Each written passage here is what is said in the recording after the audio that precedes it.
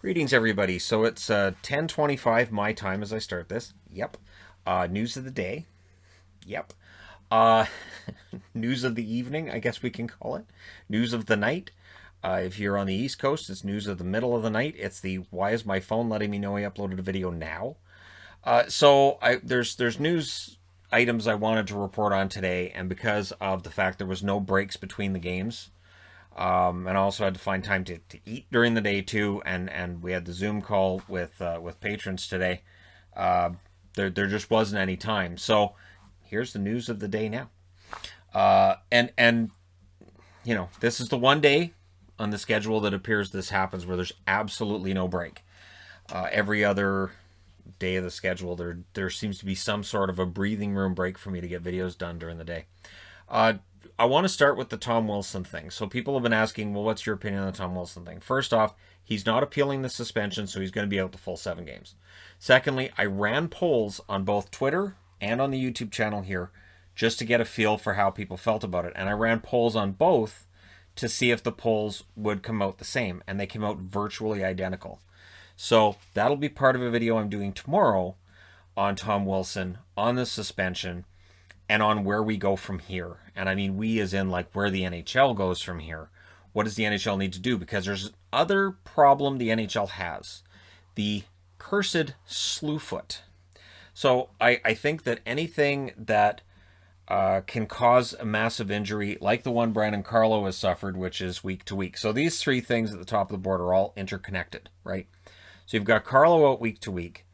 He says he's feeling better, which just means the concussion symptoms aren't as bad as they were when they happened. That's how I read it anyways. Wilson's going to be out for a couple of weeks. They won the first game without him, so they've got 6 more games without him. Washington, I think, will be fine without him because they're used to playing without key players. Look how they played without Kuznetsov and Ovechkin and Orlov and Samsonov.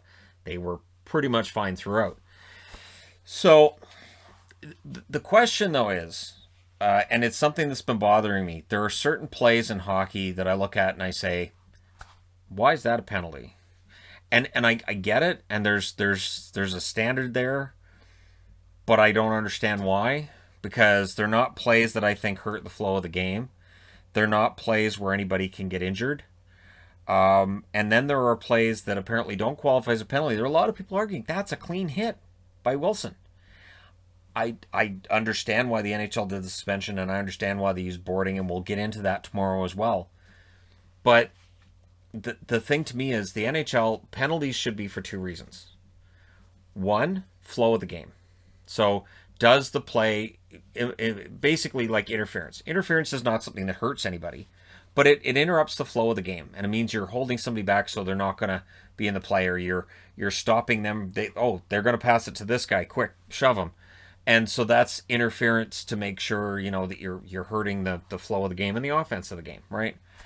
But it doesn't hurt anybody. But there should be the safety side of it as well as the flow of the game side. And I think sometimes there's so much given to the slashing, hooking, holding, interference. And sometimes I think the league doesn't look enough at the safety side of it.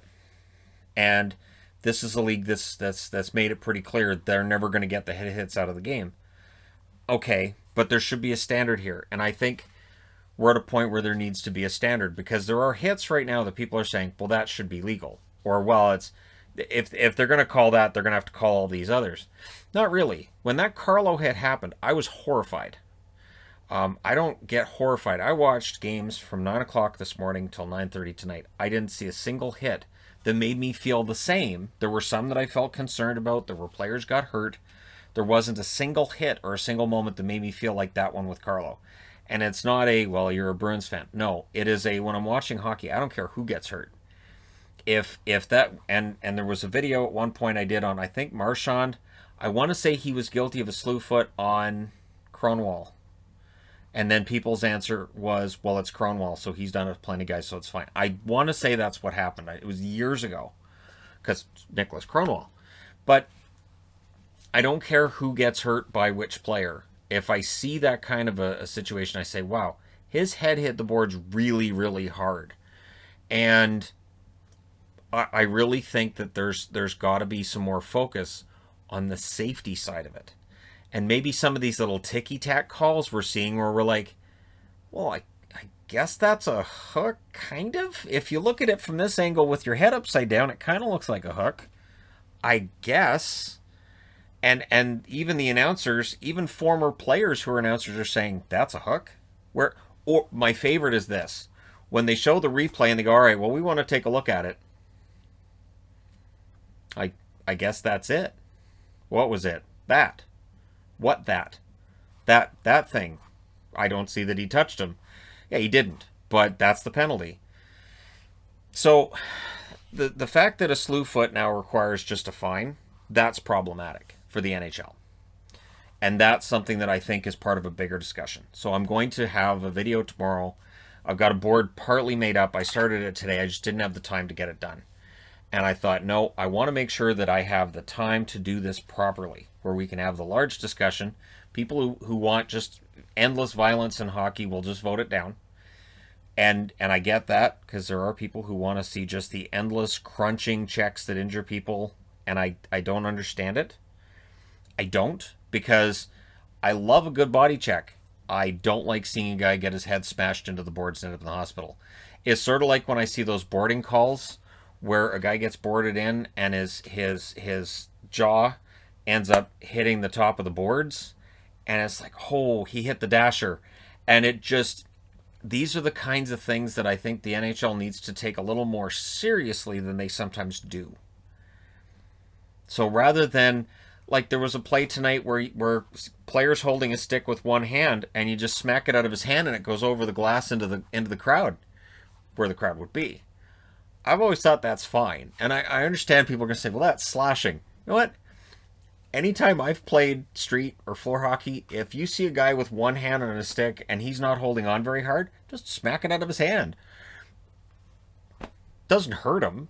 It doesn't hurt him, and I would argue it doesn't even hurt the flow of the play. And then he learns to hold on to his stick with both hands. And again, I think, and I use that as an example only because I think sometimes with penalties and what is and what isn't, it doesn't have anything to do with the flow of the play or the safety of the players.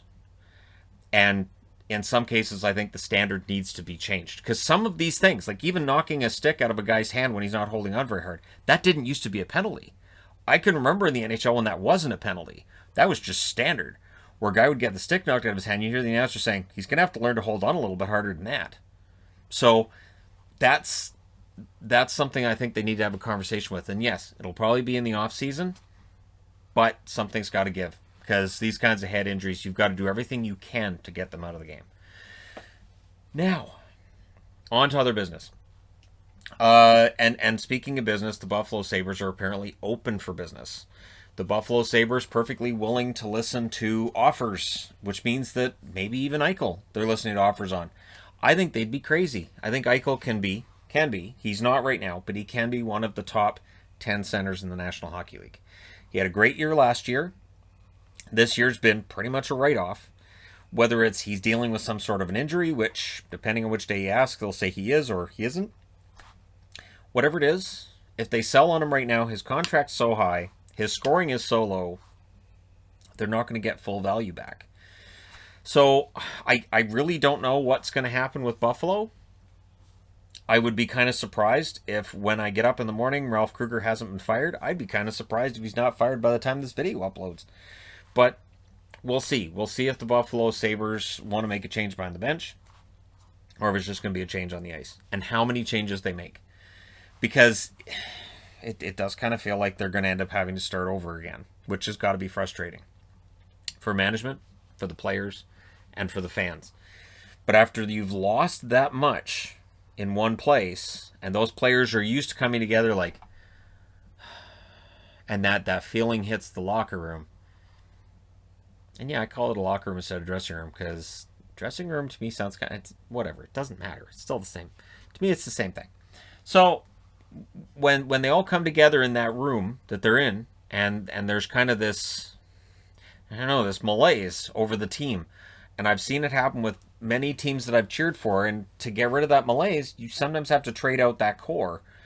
They have guys who don't get along with each other. There needs to be some really honest conversations in Buffalo, and there needs to be honest conversations with the fans. Because if there were fans in attendance at these Buffalo games, they'd be booing that team out of the stadium, and I can't say I blame them. And I can't say there's anybody in management who could blame them right now either, because they've gone through misery for a decade. A decade. And it's not getting better. This is where things absolutely should be looking up, and they're not. 2 years ago, I had Sabres fans arguing on the channel, you're too hard on Buffalo. Buffalo's going to turn around. They're going to make the playoffs next year. I haven't seen a single Sabres fan say that this year. That's how bad it is. That even the we're going to be better luck next year Sabre fans, they're gone. They're just gone. So there's major problems there. All right. I wanted to talk about this. This was in last night's headlines on Hockey Night in Canada. I didn't have a time today to do the video on it, so here it is. U.S. players, U.S.-based players, so players on American teams are starting to get vaccinated. Vaccinations in the States really far ahead of whatever's and again, doesn't matter who you blame or who you don't. The U.S. is way far ahead. And so those players are getting vaccinated, which means the whole idea of, well, can players cross the border when we reach that part of the playoffs where you've got one Canadian team and then American team? I don't see why it would be a problem if all the players are vaccinated, and they're also going to be sticking to the rules that have been in place all season. I don't think it'll be a problem. Sometimes I think the media, and I'm talking about in Canada, I think they're creating this idea. Like there was a Frank Saravelli article yesterday on how there was already concern for next year and next season. Will there be fans in attendance? And I'm like, what? Let's just take a breath here and enjoy this season for what's left. That's in October. It's a long ways off. Let's not worry about that right now. Let's just let it breathe. And we don't. Again, I have a whole rant on all of that topic and the subject matter that I don't discuss on the channel, and I very likely never will. But yeah, it's bizarre to me how people want to look 8 months down the road and go, well, this is what's going to be happening in 8 months. We don't know. Just relax. Just chill. Let's just relax. Take it day by day. Like Jim Benning says, day to day. Jim Benning, thank you. Hashtag thank you, Jim. All right. Speaking of Jim Benning, perfect segue. How safe is Travis Green? And here's the reason that question gets asked. He doesn't have a contract for next year. He may not want a contract for next year, seeing what's going on in Vancouver. He might be out there talking a perfectly good game, and then behind the scenes thinking, I'm not going to stay in this. No. I'd rather be an assistant coach with Pittsburgh or go to New York or something along those lines, right? He may be thinking that somewhere in the back of his mind. So, again, with Vancouver, it feels like nothing's going to happen for now or for the rest of the season. But keep an eye on Green, because if he's not going to re-up with the team, it might be in their best interests to figure out what they're going to do for next year, which might mean moving on from Green before the season's over. Bring in an intern. An interim coach can sometimes end up winning the job. Look at Dallas with Rick Bowness. They kind of lucked out. Now, I know Dallas's record isn't great right now, but I'm not going to put that on Bowness. Bowness is a very good coach. So, I do wonder how safe Travis Green's job is right now. Just because it's a lame duck session, right? He needs to have an extension past this year, or it doesn't make any sense for him to stick around in Vancouver. Good news, because we all need good news. John Klingberg didn't play due to a new baby girl being born. So congratulations to John Klingberg. You did cost me, though, because there's a Tim Hortons app where you pick the goal scorers, and I didn't know he wasn't going to play, and it's my wife's app, and I picked Klingberg to get a goal.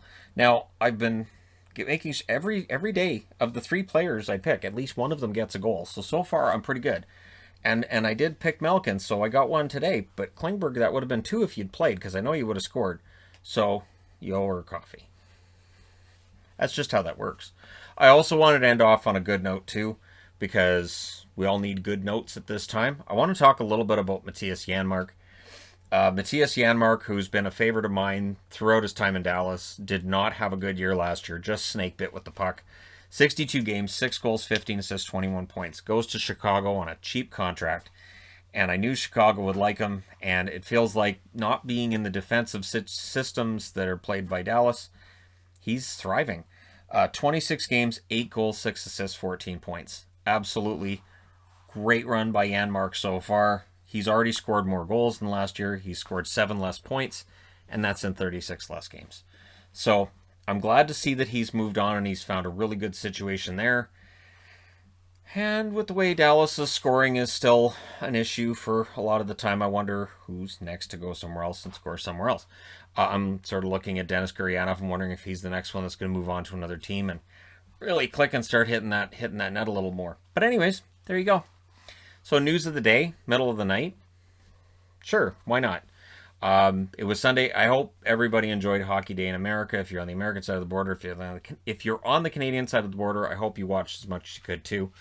I do feel that I have a responsibility to watch every single game when hockey games are on, so that when I do things like power rankings, when I do videos like this, when I talk about the league, I can say, all right, I've watched at least parts of every single game that's been played. And I've got a record so far of, unless I'm on vacation or unless we're at a hockey game, I've watched parts of every single game that's been played for the last 3 years. And I'm very happy about that, and I don't plan on having that record change.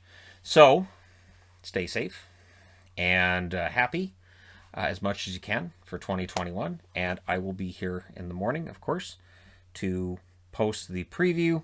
Probably have another news video in the morning, depending on what else is going on.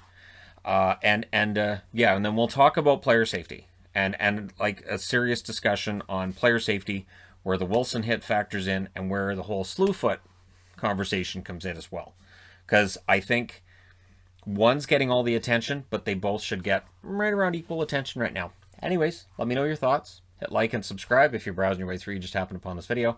Thank you guys so much for all your support. I will talk to you again soon.